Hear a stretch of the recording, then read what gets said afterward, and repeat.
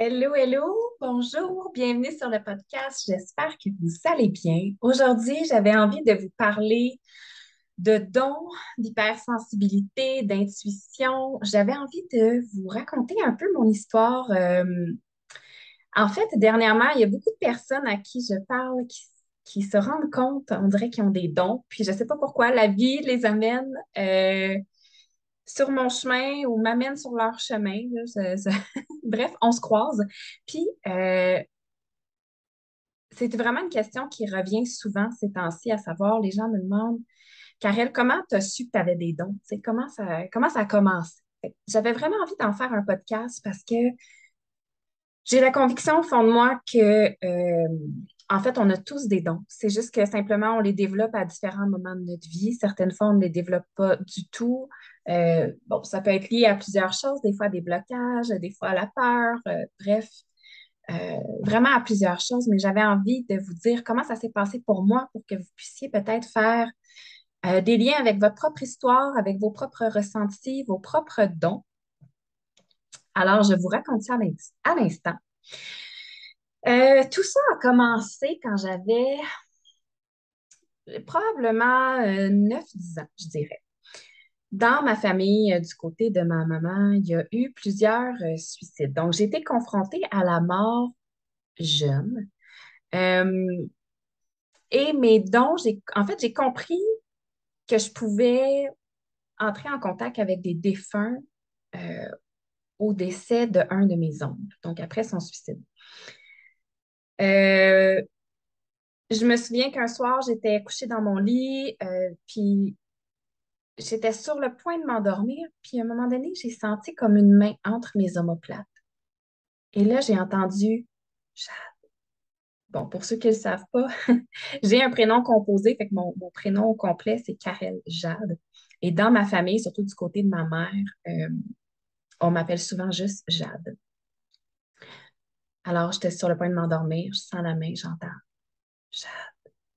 Et là, j'ouvre les yeux, j'attends, j'essaie d'écouter, je réentends Jade. Fait que là, j'ai comme sursauté un peu. Je me suis dit, OK, c'est quoi ça? Mais sauf que j'ai reconnu la voix. Je savais que c'était mon oncle. Et là, je me suis dit, bon, OK. Et moi, ce qu'il faut savoir, c'est que je viens d'une famille qui est quand même assez spirituelle, assez ouverte à ce niveau-là. Tu sais, ma mère se faisait tirer aux cartes régulièrement. Mes parents, quand je suis née, m'ont fait faire ma carte du ciel. Très jeune, je me souviens avoir fait des voyages astrales. Puis je les racontais à ma mère. Je disais, maman, c'est le fun, je m'endors la nuit. J'ai l'impression que je m'endors, mais je m'endors pas tout à fait. Puis là, je me sens sortir. Là, puis là, je peux aller voler, je peux aller jusqu'à tel endroit, tel endroit. Puis là, ma mère m'avait dit, ma belle, ça s'appelle des rêves, des rêves astrales, des voyages astrales. Fait qu'elle m'avait, je me souviens dans ce temps-là, elle avait été à la bibliothèque, elle avait loué un livre, puis elle m'avait dit, je sais que tu n'es peut-être pas prête maintenant à lire ça, peut-être que ça ne t'intéressera pas, mais elle avait photocopié dans ce temps-là des pages, certaines pages pour que je comprenne. Elle m'avait mis ça dans un cartable, puis elle avait glissé ça en dessous de mon lit en me disant, quand tu vas en ressentir le besoin, tu vas pouvoir le lire. Finalement, je n'ai jamais lu ce cartable. C'était pas. Maintenant, là, je ne sais pas, il est rendu où? J'imagine que je l'avais jeté. J'aurais bien aimé savoir ce qu'il y avait décrit dedans. C'était quoi ce livre-là? Peut-être qu'un jour, quelqu'un de ma famille saura me le dire. Mais bon, pour l'instant, je n'ai pas l'information. Mais c'est ça. Donc, j'ai réalisé que je faisais des voyages astrales. Ensuite de ça, ben c'est ça. J'ai compris qu'il y avait autre chose après la mort, justement, quand cet oncle-là est décédé, parce que j'ai entendu sa voix, parce que je l'ai ressenti, et aussi parce qu'il y avait des phénomènes dans la maison qui se passaient. Par exemple, ça c'était ouais, fin des années 90, début 2000. Il y avait la mode des espèces d'étagères en genre de fer forgé, verre forêt, où est-ce qu'on mettait plein de plantes. Puis nous, on avait ça dans la salle à manger. Et puis, je suis en train de déjeuner ou de dîner avec mon frère. On est tous les deux, puis on se met à parler de mon oncle et on voit carrément la plante qui commence à avancer sur le rack et qui tombe à terre. Puis les deux, on l'a vu. Et là, j'ai fait OK, on vient vivre quelque chose de particulier. Il est là, on parlait de lui, il s'est manifesté, il y a quelque chose, tu sais. Fait que la première fois que j'ai eu vraiment conscience d'être capable d'entrer en contact avec ce monde-là, c'est à ce moment-là. C'est au moment du décès de mon oncle. Ensuite de ça, ben, rendu à l'adolescence, j'étais pas très connectée spirituellement. J'ai toujours été curieuse, tu sais, au sens où quand ma mère allait se faire tirer aux cartes, je voulais savoir qu'est-ce qu'il y avait à dire sur moi, qu'est-ce qui allait se passer, puis tout ça, mais sans plus. Je savais que j'avais aussi beaucoup d'intuition parce que, par exemple, je pense que je l'ai raconté dans un autre podcast, justement, l'épisode sur l'intuition. Mes amis savaient que si je disais, par exemple, ah, on passe pas par ce chemin-là, euh, il fallait pas passer par là parce que les fois où on a passé par un chemin, puis que mon intuition me disait, il faut pas, ben, c'est ça. Il y a une fois, on s'était fait poursuivre là, d'une certaine façon là, par quelqu'un, puis c'est ça, on avait eu très peur. Fait qu'à ce moment-là, j'ai réalisé que mon intuition était bonne, était forte. Euh, il y a aussi le fait que dans le sous-sol chez mes parents, euh, quand je devais avoir à peu près 15 ans, j'avais le père de ma fille avec qui j'étais, puis j'avais pas de lit double dans ma chambre. Fait il fallait dormir dans le sous-sol, puis on avait une espèce de sofa modulaire que quand tu mettais tout ensemble, ça faisait un lit double. Mais sauf que moi, je disais toujours, je suis pas capable de dormir là parce que je me sens observée.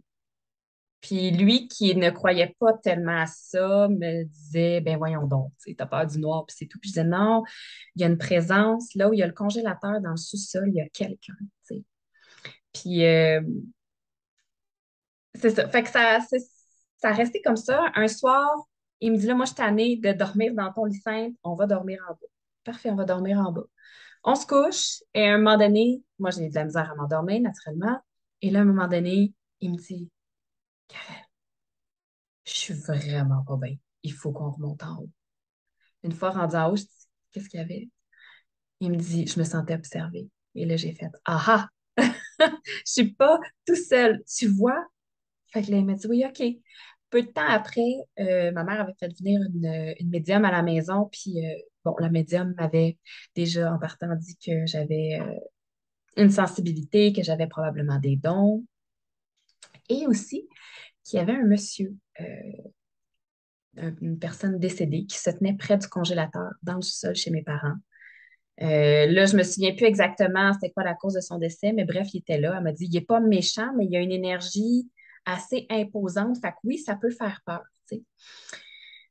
Euh, fait qu'à partir de ce moment-là, chez nous, on l'avait surnommé Rondeau. Je me souviens pas pourquoi, mais bref, Rondeau habite avec nous. Et là, c'est ça, à partir de ce moment-là, j'ai vraiment c'est venu confirmer encore une fois que j'étais capable de ressentir des choses et que c'était pas juste dans ma tête. C'est ça, mon ex, le père de ma fille, l'avait ressenti. Puis après ça, ben là, quand les gens venaient chez nous, on leur demandait comment, on les amenait en bas, puis on leur demandait comment tu te sens en bas. Puis la plupart des gens se sentaient pas super bien. Tu sais, c'était un peu inconfortable. Tu sentais la présence imposante. Alors, j'ai continué ma vie, ça, j'avais à peu près 15 ans. J'ai continué ma vie comme ça.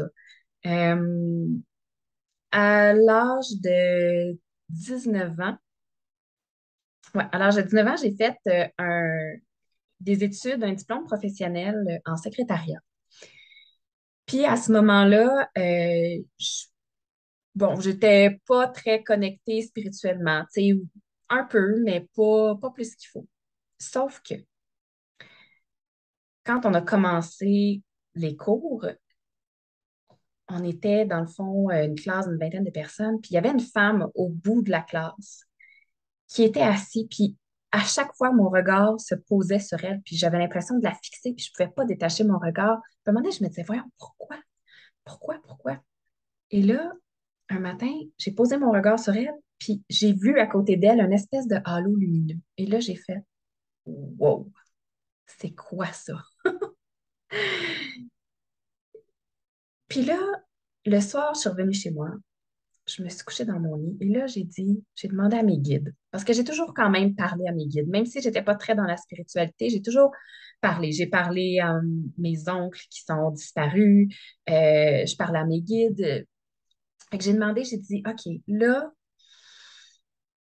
je sens qu'il y a quelque chose. J'ai besoin que vous me donniez de l'information, j'ai besoin de valider si ce que je ressens est vrai.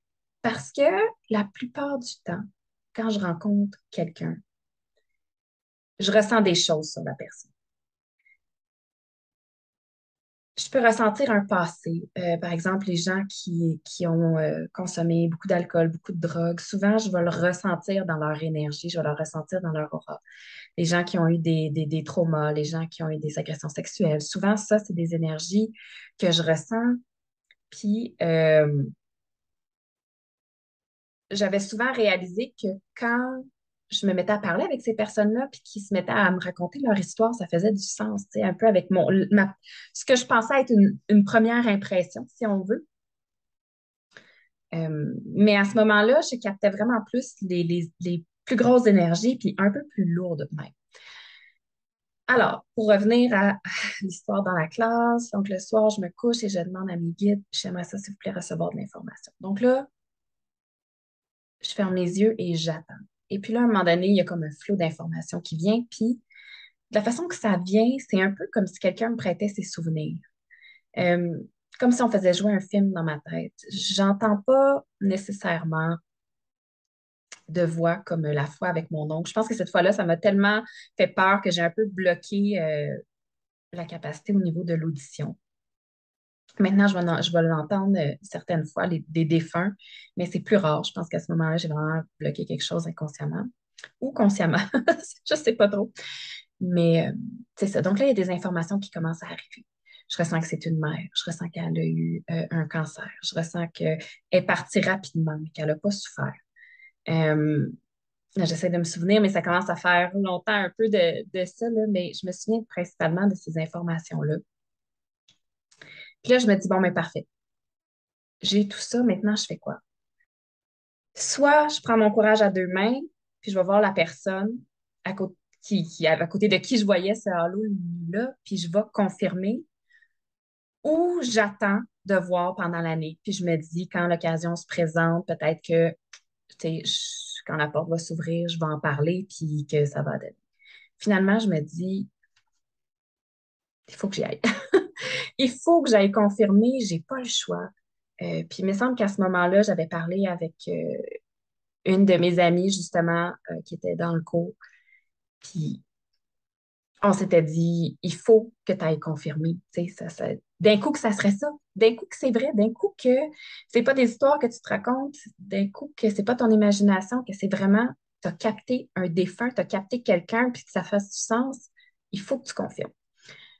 Alors, le lendemain matin, je me présente à l'école un petit peu plus tôt et j'attends la personne à côté de sa case. Fait que là, je lui dis, je vais toujours me souvenir, son nom c'était Nathalie. Je dis, Nathalie, j'aimerais ça te parler de quelque chose, mais écoute, je ne sais pas si tu es, ouverte à ce genre de truc-là. Puis ça, c'est toujours quelque chose, je fais une parenthèse, que j'ai toujours trouvé un peu difficile. Puis même encore aujourd'hui, quand je présente mon entreprise à des étrangers, je sais jamais, je veux pas froisser les croyances de qui que ce soit. Je sais qu'il y en a qui ne croient pas à tout ça, à la spiritualité, il y en a qui ne croient pas à la vie après la mort, puis c'est correct, je respecte toutes les opinions, il n'y a aucun problème. Fait que je trouve ça toujours un peu délicat. Fait que cette fois-là, j'étais aussi très, très, très prudente. Je ne sais pas si tu crois à ça, mais écoute, j'ai ressenti des choses. J'ai vu quelqu'un à côté de toi et là, je l'ai vu devenir les yeux pleins d'eau. Je dis, est-ce que tu veux entendre ce que j'ai à dire? Elle m'a dit, oui, oui, oui, je veux vraiment entendre. Fait que là, j'y explique. Je lui ai dit, je ressens une présence maternelle, etc. Et là, elle me dit, Karel, ma mère est morte il y a 3 mois. Elle est décédée d'un cancer, si je me souviens, mais peut-être un cancer du poumon, quelque chose comme ça.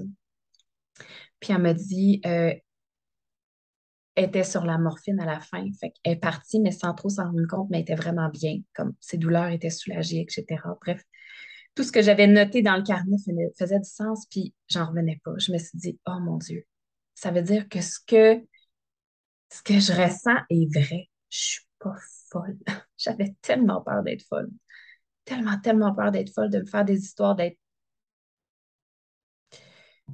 d'entendre des voix, d'être, ben c'est ça, carrément, juste folle, tu sais. Mais c'était pas, j'ai réalisé que c'était pas le cas. Fait que ça a été la première expérience. Peu de temps après, j'ai un ami, un bon ami d'enfance qui a aussi perdu son père. Il m'appelle, il me dit, Karel, mon papa s'est enlevé la vie.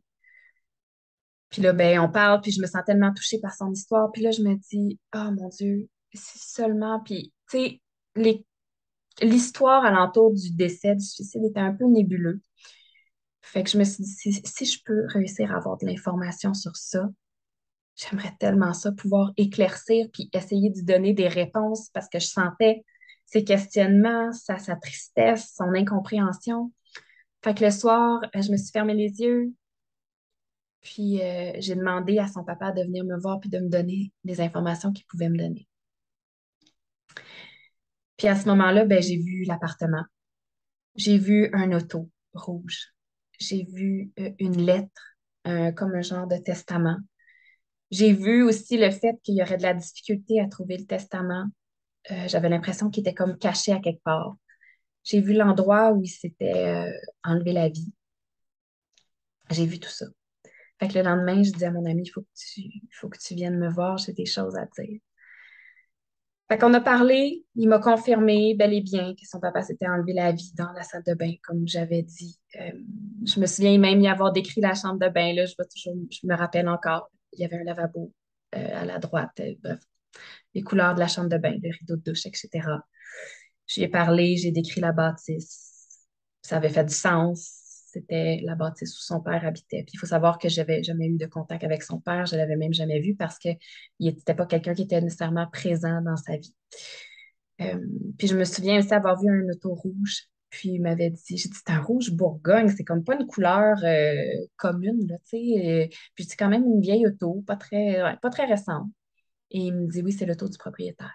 Fait que là, j'avais dit, il y avait quelque chose par rapport à cette histoire-là. Bref, euh, ils n'ont jamais aussi, j'avais vu le testament, mais je l'avais vu le brûler. Puis, je me souviens qu'il m'avait dit que justement, il n'avait pas trouvé de testament, il ne savait pas. Puis, en tout cas, je me souviens plus exactement non plus comment ça s'était terminé, mais si on finit par le retrouver un jour, le testament, mais donc ça aussi, cet événement-là, puis ça, c'était peu de temps après ce qui s'était passé à l'école. Fait que là, je me suis dit, waouh, il y a vraiment, vraiment de quoi. Euh, Puis ensuite de ça, ben, j'ai juste encore continué ma vie. Euh, je savais que j'avais cette capacité-là, mais ça me demandait beaucoup d'énergie. Ça me faisait un peu peur aussi. Je savais pas trop. J'avais encore peur d'être folle au sens où je voulais pas nécessairement dire aux gens ce que je ressentais parce que j'avais peur très, très peur du jugement. Mais il y a peut-être de ça. Oh mon Dieu, là, j'essaie de me situer dans le temps. Des fois, ça passe vite. Peut-être de ça environ 5 ans. Ouais. 5, 6 ans, je dirais. J'ai une amie que j'ai gardée du temps où j'ai fait mon diplôme d'études professionnelles, celle avec qui j'avais parlé justement de Laura que je voyais à côté d'une des filles. Un soir, elle me dit, Hey, elle m'envoie un message sur Messenger et elle me dit, Karel, est-ce que tu connais quelqu'un qui peut parler avec les défunts parce que j'aimerais vraiment ça parler avec mon grand-père. Et là, je fais, moi, tu te souviens pas? Puis là, elle est comme, oh, ben oui, je me souviens, c'est vrai. Ah, tu peux-tu essayer de parler avec mon papy? Fait que là, je dis, ben oui. Et là, j'étais super détendue. Je me concentre et là, ça part. Je reçois des informations. Je capte la maison que j'avais jamais vue, naturellement, de ses grands-parents. Je dis, bon, et c'était une maison rouge, il y avait un auvent de telle couleur, il me semble que c'est jaune, si je me rappelle bien. Elle saurait me le dire. Je dis, il y a vraiment, vraiment, vraiment beaucoup de fleurs dans la maison. Je dis, c'est fou. Après ça, j'ai dit, son grand-père s'ennuyait de fumer. J'ai dit, je le vois juste comme fumer la cigarette. Il s'ennuie. Puis je dis, il monte un canard. Fait que là, elle est comme un canard. Et là, tu sais, la maison, ça faisait du sens. Elle m'envoie une photo de la maison de ses grands-parents. Elle me dit, c'est exactement ça. Elle a, dans la maison, sa grand-mère aimait beaucoup, beaucoup les fleurs, les fausses fleurs en plastique. Puis il y en avait partout, littéralement partout dans la maison. Puis son grand-père aimait pas tellement ça. Fait que, il m'avait montré ça. Et là, c'est ça. Je dis, il me montre un canard. Ah, c'est un canard, c'est bien bizarre. Je fais, ouais, tu sais, mais j'écoute, je sais pas, là, il me montre ça. Fait que là, elle me dit, OK, elle dit, garde. Elle dit, demain, je vais appeler ma mère, puis je vais lui demander si ça lui dit quelque chose dans le canard. Parfait. Fait que ça reste comme ça. Le lendemain, elle me revient, elle dit, Karel, elle dit, moi, le canard, ça me disait rien, mais elle dit, ma mère, elle a tout de suite cliqué, elle a tout de suite fait un lien. Je fais, ouais, c'est quoi? Elle dit, c'était son cendrier. Son cendrier était fait en canard, était en forme de canard. Là, à partir de ce moment-là, j'ai vraiment eu confiance. Et là, j'ai cherché à me développer un peu plus spirituellement. Le développement personnel est rentré dans ma vie peu de temps après parce que je sentais que j'avais certaines blessures, j'avais envie de guérir. J'ai découvert les 5 blessures qui nous empêchent d'être nous-mêmes. Puis je me suis vraiment encore plus ouverte à la spiritualité, puis je l'ai intégrée dans ma vie. J'ai intégré les rituels, tout ça. Puis la vie a mis sur ma route une médium avec qui je me suis très, très, très, très bien entendue, puis que m'avait fait un soin. Puis dans le soin, quand on a parlé après, elle m'a dit, Karel, euh, c'est la première fois que je vois ces couleurs-là dans l'aura de quelqu'un, autant de mauve. Et là, elle m'avait dit, tu as une énorme puissance dans tes dons. Puis là, j'étais là, ah ouais, hein? Oui, oui, elle dit, il faut que tu les utilises, il faut que tu fasses quelque chose avec ça. Puis là, on avait une super de belle discussion où est-ce qu'elle m'a expliqué un peu de vie antérieure, où est-ce qu'elle m'a expliqué que ce qu'elle ressentait à propos de moi, c'était que justement, j'avais eu beaucoup de vie antérieure, mais pas sur cette planète-ci. Fait que ça faisait en sorte que j'avais une espèce de connexion, en tout cas particulière. Puis bon, fait que là, moi, sur le coup, je savais pas trop quoi faire avec toute cette information-là. Je me sentais pas nécessairement différente des autres, au sens où oui, je me sentais plus intuitive. Oui, j'avais compris j'avais peut-être la capacité d'entrer en contact avec les défunts, mais à part ça, je veux dire, mon quotidien, tout était normal. Mais on continue de se parler, puis tout ça, puis à un moment donné, elle me parle qu'elle aimerait ça faire une formation, offrir une formation en énergie sur expliquer les chakras, la manifestation, tout ça. Puis là, moi, je dis, ah, si tu fais cette formation-là, je serai la première inscrite. Et elle a décidé de faire la formation. C'est ma belle Nathalie Belle-Rose Amel, si jamais elle tombe sur le podcast. Je te salue, mon amie. Elle m'a enseigné beaucoup. J'ai compris énormément de choses sur moi-même. J'ai énormément compris de choses sur la médiumnité et tout ça. Et puis là, un jour, j'ai juste décidé de faire un appel à tous sur un groupe spirituel et de dire, j'offre de la guidance gratuite. Posez-moi des questions. Je peux contacter vos défunts. Et j'avais eu, oh mon Dieu, au-dessus d'une trentaine de demandes. Et puis là, après comme 30 demandes, j'ai fait. Puis que les gens, j'avais des feedbacks positifs. Là, tu sais, les gens me disaient, oui, ça fait du sens pour les défunts. Oui, ça fait du sens pour la question que je t'ai posée. Puis que la réponse que tu m'as donnée, oui, je me reconnais dans ce que tu dis. Oui, je reconnais cette personne-là. Oui, oui, oui. Puis là, j'ai fait, OK, ça peut pas être juste du hasard. Mais même encore aujourd'hui, euh, je suis encore surprise quand vous me dites, Karel, ça fait du sens. Souvent, vous allez me voir, puis je vais faire, ouais, hein? Ah ouais, hein? Parce que ça me surprend encore. Pourtant, je devrais savoir, tu sais, mais non, je me laisse bercer par ça. Puis pour moi, c'est un émerveillement à chaque fois. Fait que cette fois-là, c'est ce que j'avais fait. Euh, puis ensuite de ça, j'avais confiance en mes dons, mais pas encore assez. Euh, J'aime dire que j'étais une spirituelle sceptique, c'est-à-dire que ça me prend beaucoup, beaucoup, beaucoup de preuves avant de croire en quelque chose. Maintenant, c'est un peu moins pire. Non, maintenant, c'est vraiment moins pire. Je suis capable de croire avant de voir, mais à ce moment-là, j'avais besoin de voir beaucoup avant de croire. Alors, le temps passe et pratiquement en même temps, je commence une cohorte pour entrepreneurs multipotentiels avec ma coach du moment, Marie-Pierre Provencher. Et là, Je parle de commencer une entreprise. Là, j'avais en tête la boîte rituelle. On commence à travailler, à parler de ça. Et elle ne sait pas que j'ai des dons. Et à un moment donné, je me dévoile. Et là, elle me dit, Karel, ça te tente-tu, dans ma prochaine cohorte, d'être comme, genre, un peu l'experte spiritualité, puis d'offrir euh, tes dons à ma prochaine, aux clients de ma prochaine cohorte, puis ça te permettra en même temps de tester, puis vraiment de venir confirmer avant de lancer quoi que ce soit. Parce que là, je commençais à avoir en tête qu'avec la boîte rituelle, je pourrais peut-être offrir des services parce que je faisais beaucoup de tirages de cartes à mes amis, puis encore là, ça s'avérait vrai, puis j'avais des beaux résultats, les gens étaient contents, puis je voyais tout le bien que ça faisait, puis je me disais, My God, je peux pas avoir cette capacité-là, puis ne pas en faire profiter les gens. Ça, on dirait que pour moi, ça faisait pas de sens. C'était comme un cadeau gaspillé, sinon. Alors, avec Marie-Pierre, j'ai commencé à faire les lectures de chakras. Donc, les lectures de chakras, je me connectais, c'était un peu inspiré de ce que Nathalie Belle-Rose Hamel faisait comme soin à ce moment-là, parce que c'est vraiment ce que je connaissais. Fait que j'ai un peu parti de sa façon de faire, de ce que j'avais vu, de ce qu'elle avait enseigné, puis je l'ai adapté à ma façon à moi. La lecture de chakras, je vais dans chacun des chakras et je donne de la guidance sur différentes sphères de la vie. Euh, dans mon cas, j'ai vraiment choisi des sphères pour chacun. Fait que le chakra racine, c'est vraiment tout ce qui est famille, sécurité financière, sécurité émotive.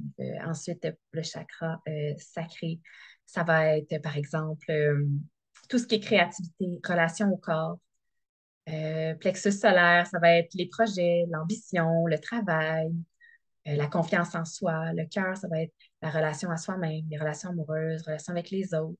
La gorge, la communication, euh, les émotions, beaucoup.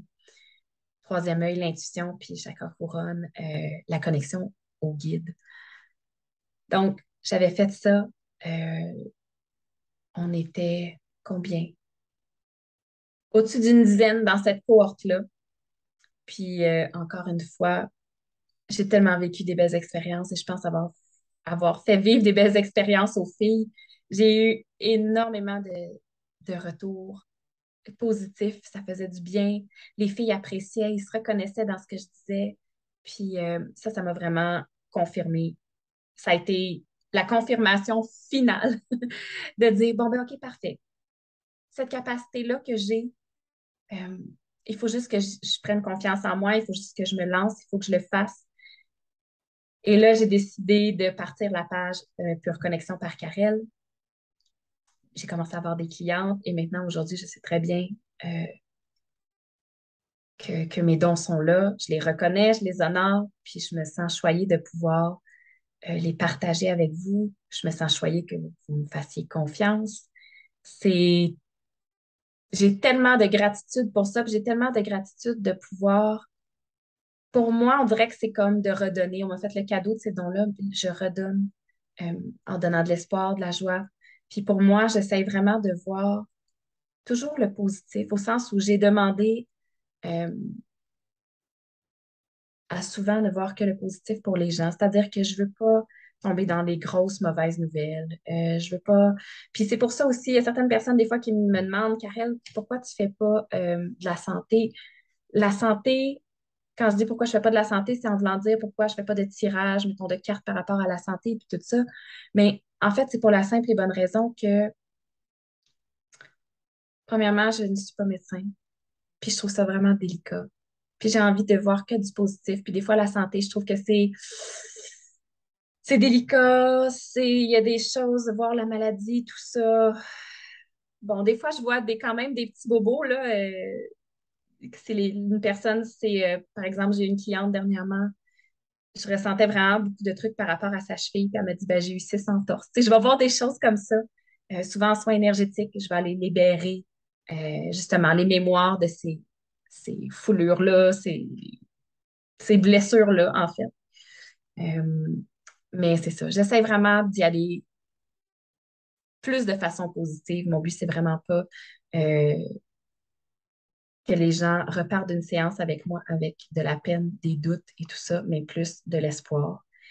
Ça veut pas dire que je minimise quand je vois des trucs dramatiques. Au contraire, je pense que j'essaie juste, par contre, de les amener avec beaucoup de douceur et de bienveillance pour faire en sorte que ce soit plus le positif qu'on retienne de la séance que le négatif. Je pense que c'est important quand on a des dons de bien doser ça parce que j'ai eu moi-même des expériences et j'ai entendu d'autres personnes qui ont eu des expériences où est-ce qu'ils sont sortis d'une séance avec une médium un peu plus détruit, ce qui c'est l'expression, que quand ils sont arrivés parce que on leur avait annoncé toutes sortes de trucs, puis comme ça avait été dit de façon euh, peut-être un peu moins délicate, je pense que si vous avez des dons, que vous avez envie de les partager aux gens, c'est vraiment, vraiment, vraiment important d'utiliser toute la délicatesse possible quand vous ressentez des choses, que ce soit dans le passé ou dans le futur, qui peuvent être délicates pour quelqu'un à absorber.